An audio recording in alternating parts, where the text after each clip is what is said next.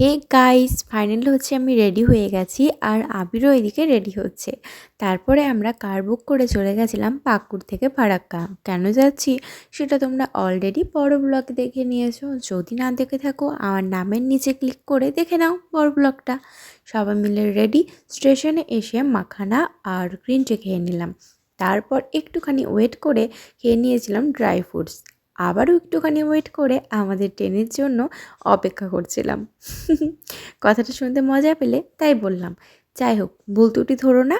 ট্রেনে উঠে গেছি, উঠে এই যে সিমুই, চাউমিন আর আলুর পরোটা দিয়ে রাত্রে ডিনারটা কমপ্লিট করে আমরা সবাই মিলে ঘুমিয়ে গেছিলাম। এখন বাজে 2:45 বা 3টে।